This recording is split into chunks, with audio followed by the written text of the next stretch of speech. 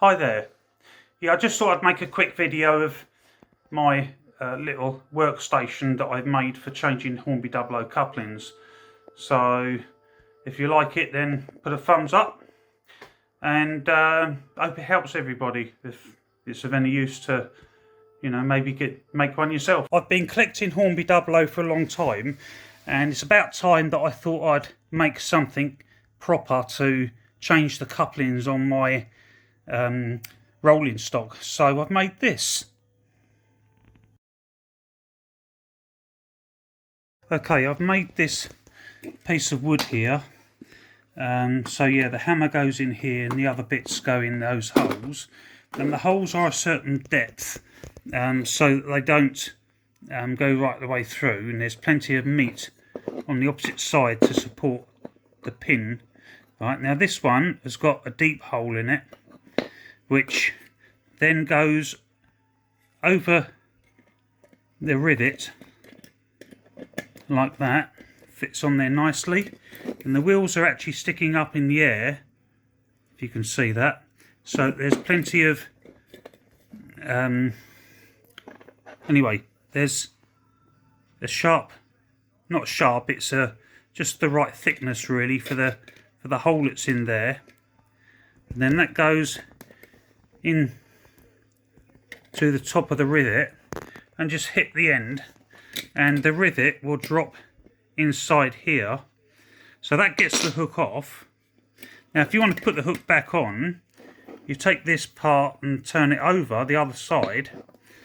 There isn't a hole right the way through it, but there's a recess there to take the rivet, so that when you put the wagon back on, again, the wheels are still up in the air, and you can actually use this one to swage the rivet back over on the top.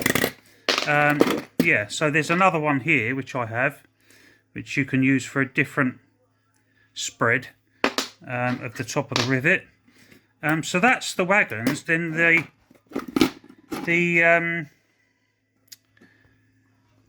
the coaches, if you twist the axle, the bogie like that, then it can go on there, which is used for tapping. Sorry, this one here. Yes, this one. This one, you can just tap the rivet into the hole, back into the hole. What I normally do really is, with a hole where it goes in, I round it off a bit, put a countersunk a little bit on it, so that when this bit goes back in, it just goes in. So that taps it back in, and then obviously, you tap it back on like that, onto there, or if you want to get it off, again, you use this one with this one and tap that straight off. So overall, there's even this one. You can actually use this one into there, which I've made to fit into the bogie like that, and then you can put that onto there, so it's basically like that. Yeah, that way. There you go. I know it's a bit long, but yeah, I could shorten it down, but overall I think it's actually a really good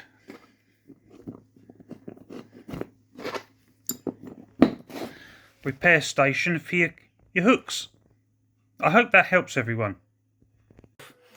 There's probably people out there that probably say, well, I'd have made it better than that, and that way. But anyway, it does the job, and I just thought it'd be useful for other people to see. Thanks for watching.